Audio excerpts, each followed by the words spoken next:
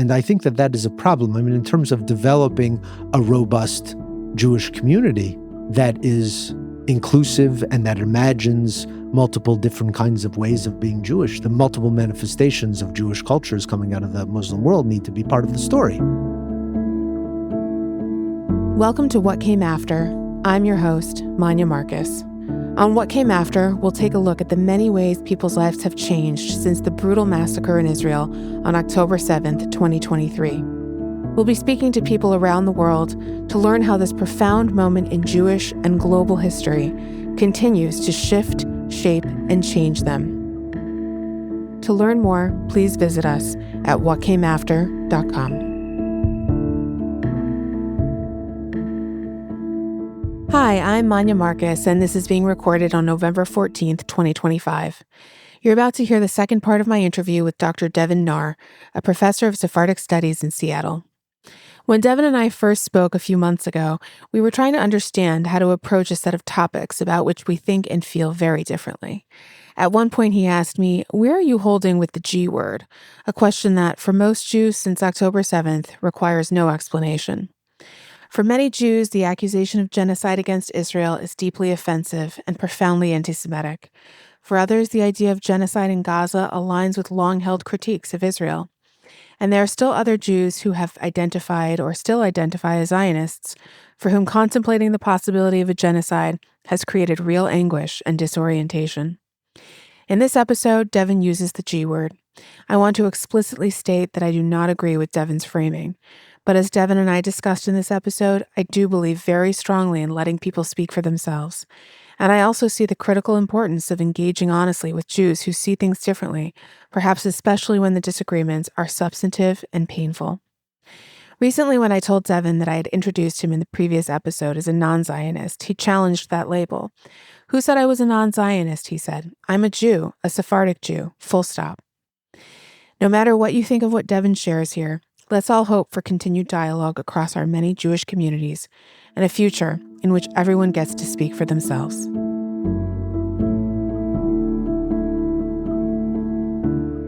Okay, we're back. Okay. There was something that I was going to get to, Yeah. and then we wrapped. One of the reasons that I didn't want to bring it up was because it's not something that I've spoken about publicly, that this happened. And I don't want anyone in my community to feel that I am offending them. So we are equally vulnerable here. The story that I was going to tell is that somewhere in November or December of 2023, a commission met in the city adjacent to my own, and they had a conversation about a unilateral ceasefire resolution. My husband and I were watching this on Zoom. We were not able to be there in person. At the end of the conversation, which ended up being pretty unproductive because there was not enough time for each person who wanted to speak to have the microphone for more than 20 or 30 seconds. At the end of it, a few of the people on this particular commission who were considering this resolution were referring to several of the speakers who had come to the meeting to share their position, which was that there should not be a ceasefire resolution at that time, a unilateral ceasefire resolution at that time. And the reason that they said that they were making that statement was because they were the grandchildren or great-grandchildren of survivors of the Holocaust. And it was that identity that was propelling them to say, we don't want to make a statement that Israel should unilaterally give up the war. Okay. The recording ended. It said Zoom recording off, something like that. And the speakers did not realize that the mic was still hot. And so my husband and I were still watching. And we heard three of the commissioners saying amongst themselves, referencing the number of hostages that people were speaking about, 251, 253, whatever, that's white people shit. It's white people shit. It's white people shit. And my husband and I were really horrified. I mean, we were sort of devastated. And when we felt angry and that we should take some action, we realized we hadn't recorded this. That was the whole point. The recording was off. So there was a subsequent meeting with some members of my community, and we talked about, like, how do we want to address this? It doesn't feel right. And I said to my husband that the people who were talking about how it's white people shit should be aware that this is not just a white person's problem, and that we specifically have individuals in our community who grew up in Israel. They are not white. They're absolutely 100% not identifiable as white. And so I told my husband, I was taking care of the kids. He was going to the Zoom meeting about it. And I said, just tell people that the next time this commission meets, we should bring our friend he's a Jewish Arab. And there was such a silence. Nobody understood what he had just said, what I just advised him to say. I didn't understand until that moment that there's apparently not allowed to be such a thing as a Jewish Arab. And I was telling you this after we had finished recording, and you felt it would be a good story for me to bring up so that you have an opportunity to talk about this issue through my lens. Who did you understand perceive that a Jewish Arab could not exist? The Jewish community or the people who are saying this is white people stuff? Oh, that's so funny. Yeah. The story that I'm telling, I realized that within my own community of primarily white appearing Ashkenazi Jews, to say that somebody is a Jewish Arab is a contradiction, not an insult, but that it didn't make sense. Clearly, the idea of a Jewish Arab was not something that the folks who were using the phrase white people should, in a denigrating fashion, that was not something that they, I think, would have gone for either. But I'm talking about recognition within my own part of the world. Yeah, I mean, I think you hit on a problem that is related to essentially my entire career. Okay. Is trying to address this problem, which I think is a failure of the imagination on the one hand, and an internalization of a Western framework. In some ways, what the detractors were saying, that this is white people shit, the response of your community members was affirming that by their inability to also grasp the existence of non-white Jewish people. I mean, these are people that I daven with weekly. They are non-white Jewish people from Israel. This has become a politicized term, Arab Jew. Mizrahi is a politicized term as well, which is an attempt to ameliorate the older term, which in English was Oriental Jew, was the term. So these all have negative valences. Mizrahi was an attempt to elevate it and reestablish some legitimacy to it, but it doesn't involve the term Arab, which in the framework is down on the civilizational rankings within the Jewish world and in the general world. If you think about Mizrahi as Oriental, it's like an internalization and projection of anti-Semitic discourse within. Go back to Kant and the Enlightenment. Kant describes Jews in his environment, the University of Königsberg, this is the end of the 18th century, as Palestinians in our midst. He attributes non-European, Oriental, quote unquote, origins to Jews in general. Jews in general take this and they say, hold on a second. No, we're actually the European Jews. There are some Jews that are Oriental and that are uncivilized and are backwards. That's not us. It's them. I feel that you have a lot of shame about this fact, that the Jewish community has partaken in something that I see happening in all kinds of minority communities. Correct. Where it's browner is the worst. The farther south, the farther east Correct. version of us, Yes. that's the worst version of Yes. us. I have the sense that your shame about it is almost outsized when you consider that this occurs in almost every minority community. Do you feel some particular urgency to this problem that we have as a community? If half the Jews in Israel are Mizrahim, Yeah. there's a demographic element in terms of the erasure and in terms of the exclusion. This is not a small segment of the population whose history has been eviscerated or deracinated, right? There are movements, Mizrahi music is cool, and there's piyutim, religious poems that are chanted. There's a kind of in vogue. But in terms of the structure of Israeli society, these prejudices remain, and they're profound. In the American context, I see parallels as well in terms of the inability to perceive or conceive of the existence of Jews from Muslim societies. It doesn't comport, and if such Jews exist, it would be better if we not mention it too much. There was an article in the Chicago Sentinel, which was the main newspaper of Chicago, Jewish newspaper for like 100 years. And they had an article in the 1920s about Black Jews. I say, are there Black Jews? They said, if there are Black Jews, it would be better if we didn't have any among us. Because if there are Black Jews among us, the anti-Semites will see that as a way to denigrate. You see the root of the word denigrate. It's about Blackness. They will denigrate us even more. Meaning to bring us into blackness. Bring us into blackness, bring us into vulnerability. What they say is, as anti-Semitic as these anti-Semites might be, they still know that they have to treat us like white people. Right. Historically, it's a question of rights and non-rights, of personhood and non-personhood, of life and death in some instances. So it's a very profound dynamic that has been internalized within the Jewish communities across the world, and it has largely been unaddressed. And I think that that is a problem. I mean, in terms of developing a robust Jewish community that is inclusive and that imagines multiple different kinds of ways of being Jewish, the multiple manifestations of Jewish cultures coming out of the Muslim world need to be part of the story. But here's my issue. You met such a man. You met an Arab Jew at the airport, and he was in charge of making sure that you weren't the wrong kind of Arab. You think that he felt patriotic, but you were indicating that he shouldn't feel proud of that job.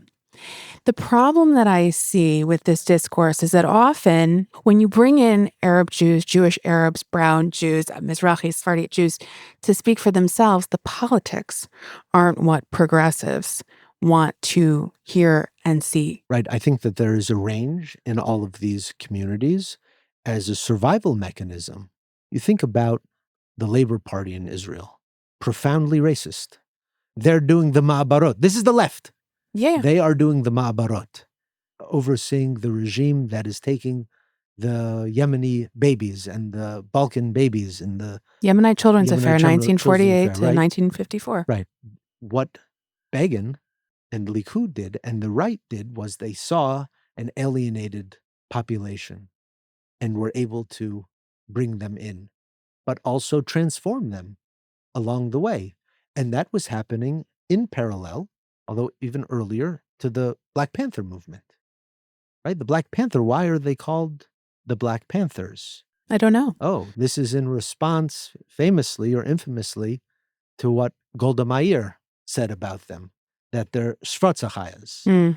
Animal, black beasts, were the Black Panthers taking the model of the United States, the Black Panthers in the United States. The Black Panthers in Israel were not Palestinians. They were Arab Jews. They were Mizrahi Jews, mostly Moroccan, but also from other places. And, they made a satirical Haggadah. Maybe you're familiar with this. Who is the Pharaoh in the Haggadah? It's Golda Meir. Right? So there is a kernel of that politics there that is continued largely by some intellectuals. It's true. The masses have abandoned that position, but they have not had their history and their culture integrated on its own terms into the broader narrative of Jewish history or of Israeli history. Ofakim. Some of these places that were invaded on October 7th, these are spaces of Sephardim and Mizrahim. Yeah. I know these surnames. Mm-hmm. Why are they on the periphery? Because that's where they were settled. Because they were not to go in the center. Correct. I read a piece by Sigal Samuel, maybe Sigal Samuels, I don't recall, sort of explaining the preponderance of Mizrahi and Sephardi Jews in Israel that sit on the political right. And there were similar explanations, like Zionism was introduced, people had been living in peace, and then there was this force that, put people in a position to sort of define their national loyalty, and nationalism tanked the whole thing. I mean, I'm not saying that anything else is necessarily true or not. The question is, at what point do we say that people can speak for themselves and give their own reasons for their politics? And there's something on the American left, and that I'm hearing in you, so much context doesn't really allow for people to answer for themselves when the answers aren't what we want to hear. I hear what you're saying. Every individual, communities, they have the ability, they should be speaking for themselves. When that transpires, though, those who want to retain threads of continuity with some of those earlier movements are then told that that's an illegitimate perspective to have. I'm not trying to say that Sephardim or Mizrahim should be all left-wing. This is not what I'm trying to say Right. at all. I'm not trying to say that at all. But what I am trying to say is that there are multiple ideological and political traditions that come out of these communities that have, in the crucible of the formation of Israel and the separate but connected crucible of the formation of the American Jewish collective, have been expunged. They have been excised for ideological reasons that the dominant group has imposed. I mean, the way that I think about that in terms of my own personal history, my father isn't Jewish, my mother is. Russian Jews, kind of a standard story, right? Came before, 1910s. I think a little bit about how the idea was that these Jews who were coming from that part of the world, if they had institutions, if they had money, right, then they would be protected. But at least we have the ADL, or at least we have the AJC, or we have the JUF or whatever. And you're saying in some ways people feel that if they come closer to the political right, it will offer them the distinction as not being as brown as their browner neighbors. All these different things have context. Right. And yet at some point, I feel I need to speak past my history and for myself. Yeah, I wouldn't refute that. I think that I would like to have that same ability. Okay. That's all I'm saying. And I think that right now, the framework is articulated such that these other voices are perceived as illegitimate or tokenizing. This is so you found one Sephardic leftist. Okay, congratulations. Right. That doesn't represent the community. And I say, well, what is the community? Who counts as the community? The community does its own process of exclusion and inclusion. And right now, I don't know whether we have such a thing, if we ever had, as a Jewish community, whether in Seattle or whether in the United States, right? What I see is an ideological community with litmus tests. Right? Yeah, absolutely. It's really Right. funny because I read something that you wrote, maybe about, I don't know, a great grand uncle or something who came, and it's like, what is your last name? You are not a Hebrew, right? You cannot be, I don't know, Taylor. So you can't go to Lower East Side. Like, you're a Muslim. What are you talking about, right? And I thought it was so interesting, and I was thinking about bringing that into this conversation. But I was thinking about, will Devin be offended if I say we? It's only half my family that's Jewish. When I think about my Judaism, a lot of imagination is involved. I make up my own histories. When I see things that resonate with me, I take them on. That's what I can do. I think a lot of Jews are in similar positions now. And I was thinking of saying, when we Mizrahi Jews got to the States and we were told that, we can't wear a fez. I was wondering if that was going to offend you. I have taken on anything that resonates with me because I don't have that much. And that goes back to the question I had about some of your students, but curious what your thoughts are. Well, I don't think it's appropriate to claim something to which you have no connection. But I'm a Jew. Right. But I guess it's not enough. But I think there would be a framework in which that would be possible if that story were integrated into the collective narrative in a way that it currently is not. I would see that as using the figure or some attribute of the Sephardic and Mizrahi identity to score some kind of political point. But I don't have a political vision. Now I just have this image of myself and my husband, and we're traveling from, I don't know where your forebears were from, and we get there and we're told we're not the right kind. But I don't feel that from you. I don't feel like you want more Jews to come in that way. The question of we That's my question. is a very interesting question. I think that there are different ways, at least from the Sephardim and the Mizrahi perspective, in which we has functioned. And I'll go back to my micro environment of the Ladino-speaking Jews out of which I come, and my research deals with that. And if you go to the Ladino press, there are many different ways that they use we 100 years ago.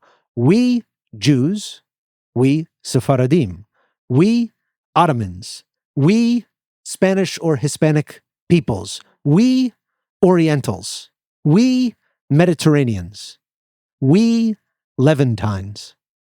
So there are many different we's that can coexist at the same time. And I think what this kind of dynamic does, it reminds us of the fabricated nature of the exclusive boundaries of national identities. Okay, so the fabricated nature of the we is actually what I wanted to get to. Okay. There's a lot of talk about we, the Jewish community, are Zionists. We, the Jewish community, are anti-Zionists, right? There's so much friction across those lines. And I'm wondering if you have anything to say about seeing this transposition of like, who are the good Jews and the bad Jews onto these lines of who are the Zionist versus anti-Zionist Jews. And you said that you felt shame. Mm-hmm.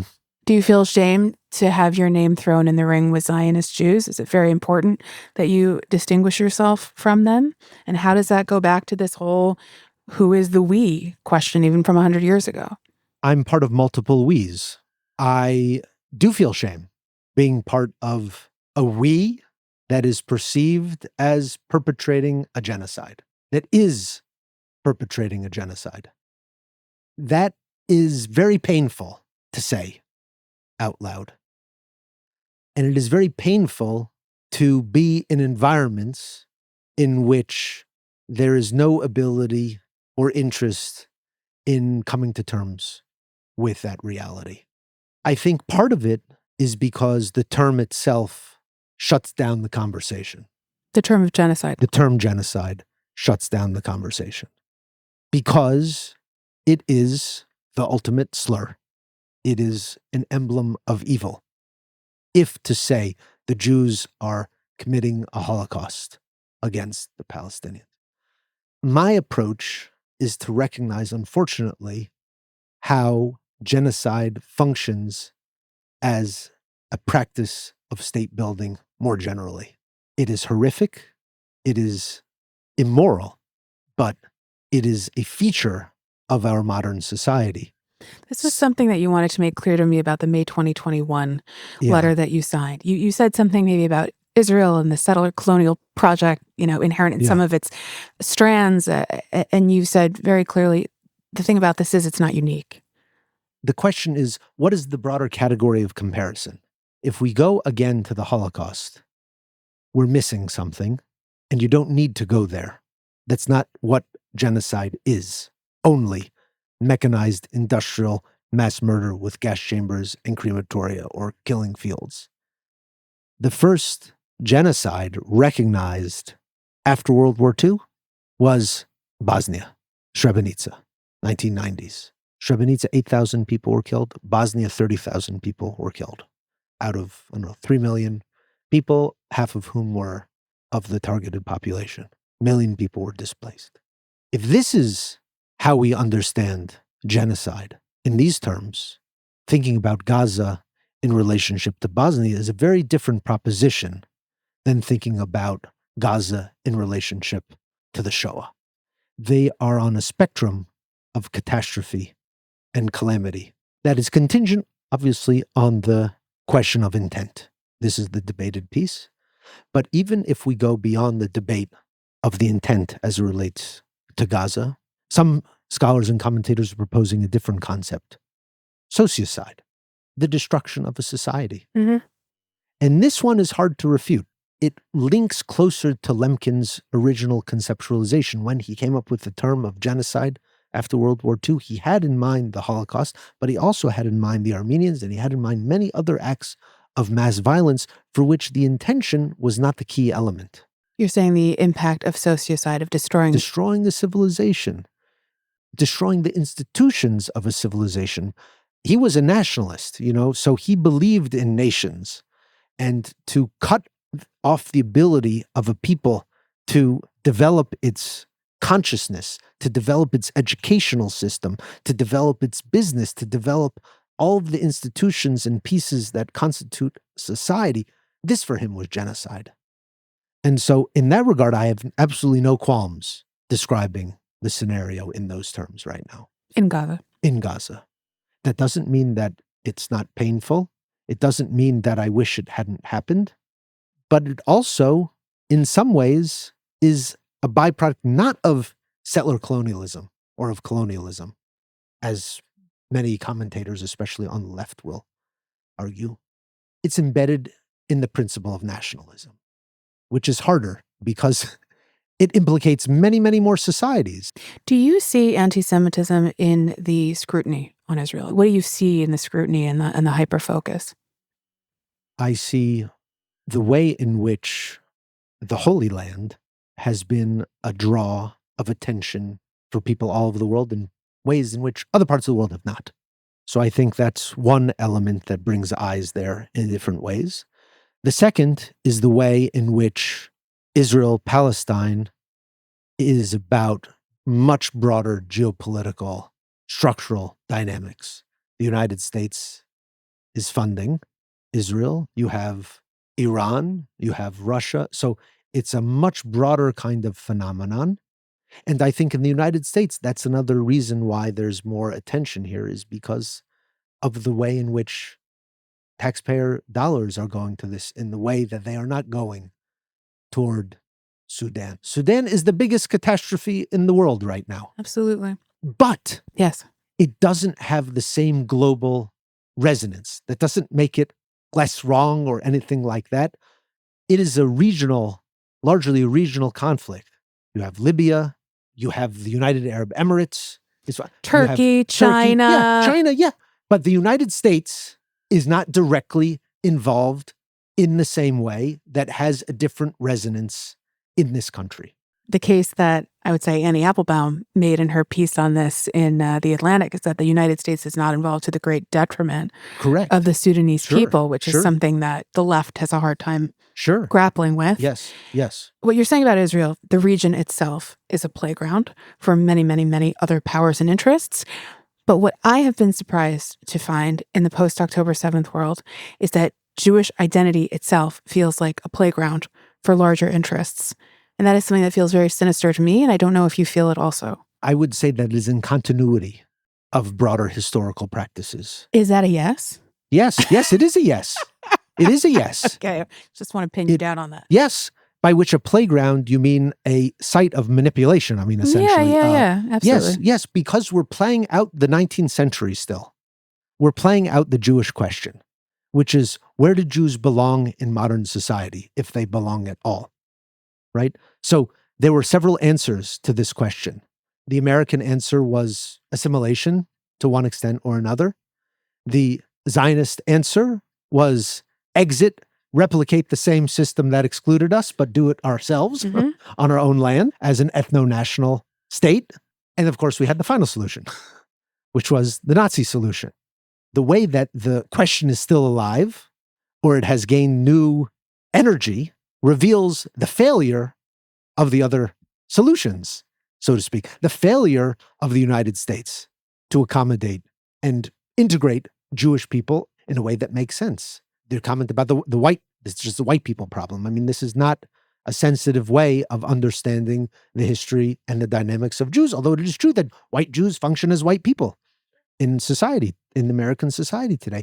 Israel did not solve it either. It didn't solve the Jewish question. So the purpose of Israel was to solve the Jewish question on Jews' own terms and to create a safe haven and refuge for the Jews where they would be protected, and didn't happen. Do you think the Jewish question will ever be solved, or is it our job to just stay the question?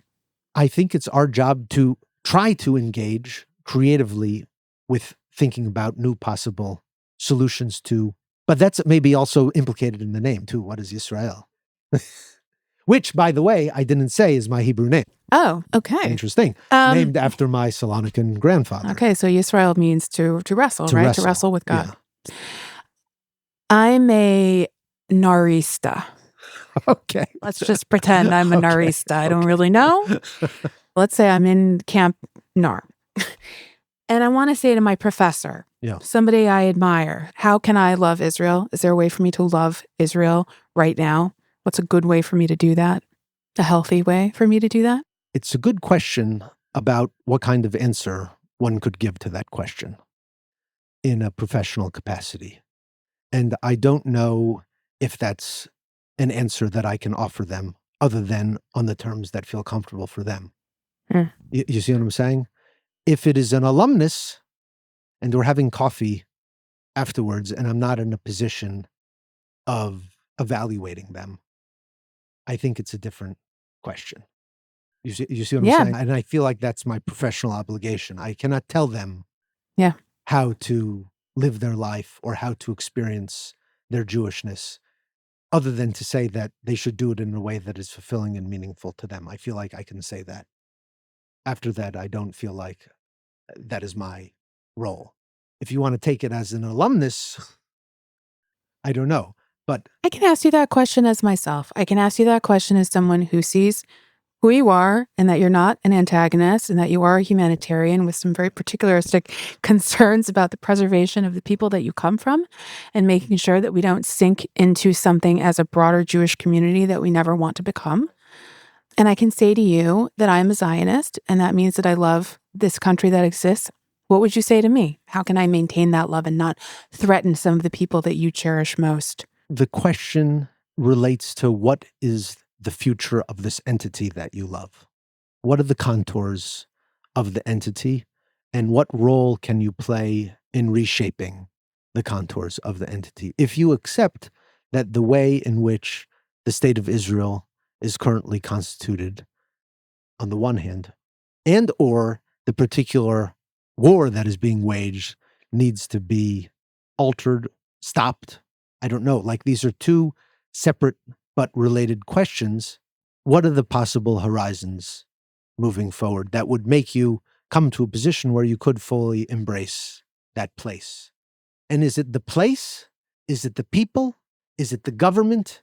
Is it the state itself? Depending on which one you're interested in expressing your love toward, the answer might be different. France is in its fifth republic. Israel never had a constitution. Maybe it's time. Might be. Maybe it's time. Maybe if there's but maybe it's also time for there to be no judicial system. I mean, so It could really go either way. It could go either way. But to reconstitute the state framing, how rights, individual and collective rights, are allocated and distributed, that would be in a more just manner. That's something to think about. What scares me is when I feel like students are reading from their thought leaders, their professors, their whomever, that engagement with the question of the state at all is an evil enterprise and that the engagement itself is flawed. I'm not hearing that from you. You're saying we can think about it. Okay. You wrote a poem in Ladino. It's a lovely poem, as I understood. I could not read it in Ladino itself, but you translated it. And it was published by a publishing house out of Jerusalem. That's correct. So you could decide you're not going to publish your poem in a publishing house that exists in Jerusalem. That's correct. And you did it anyway. So actually there is another way, and you have not chosen to completely cut yourself off. That's correct. Maybe to my detriment. I don't know, but that's not where I am right now.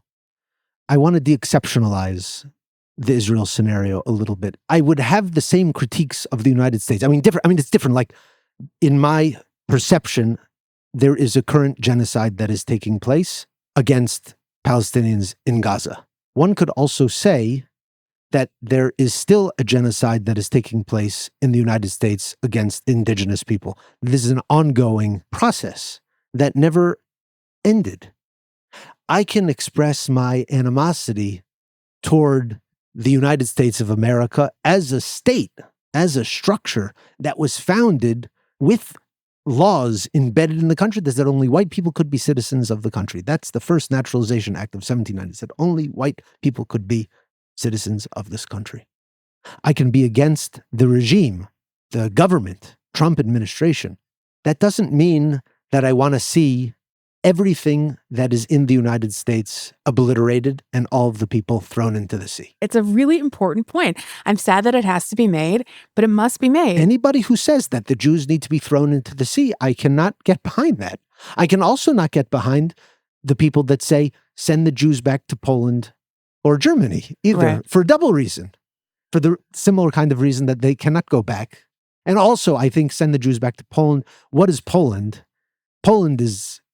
that's the gas chambers and the crematoria is there. So I really do find that comment very incendiary. And what about all the ones that didn't come from Eastern Europe? So I have an Ashkenormative critique of that claim in addition to that. So, Devin, we have to wrap. Yeah, we do. Did you bring your sleeping bag? Yeah, exactly.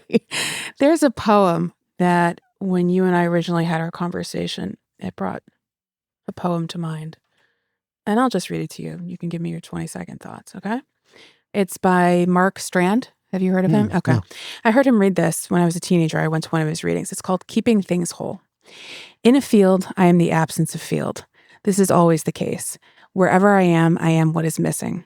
When I walk, I part the air, and always the air moves in to fill the spaces where my body's been. We all have reasons for moving. I move to keep things whole. Very nice. I think it resonates with this multi-rooted component in a certain sense, because the other element of a multi-rooted identity is embedded an element of alienation, because your 2 feet are never in one place. You're never fully inside of one space. I feel like it's that movement, like I'm in 4 synagogues, I'm in all these different things and I'm still not there, Right. but I'm trying. In college, I went to Hillel. There I had a different problem with the name Naar. Some kid to me said, Naar? Oh, like Narishkeit. Oh, you're a fool, which is, Yiddish. Oh, God. Which was, by the way, the only thing that my nono, he warned me when I went to college. He said, when you encounter the Yiddishim, Ashkenazi Jews, they said they'll say that your name is not a Jewish name. It's a super Jewish name in Salonika. I mean, taxi drivers know that it's a Jewish name in Salonika. But I remember what he said. He took the Sidur, the prayer book, off the shelf, and he opened up to Birkat Hamazon, after meal blessings. Yeah. And he recited, Na ra'iti v'gam zakanti v'lo ra'iti. He said, you recite that, and then they'll leave you alone. You know how many times I've had to do that? Many times. Really? Many times, yeah. So I went to Hillel. I said, this is not for me. I went to the Greek Student Association, and the question there was, which church do you go to? Okay, next one. And so then I went to it was called the Latino Student Association. I said, okay, Spanish. I'm looking. It was determined there that I'm actually Spanish, and I'm a colonizer. I'm a conquistador. You're okay. A conquistador. So that's how I end up at the library at the end, with all my friends, the books. I hope we got some good pictures. Okay, Devin, that's take 2. Okay. Thank you so much. Thank you. Thanks so much for listening. If you enjoyed this episode, please rate, review, and subscribe to What Came After wherever you get your podcasts. You can also find us online at whatcameafter.com.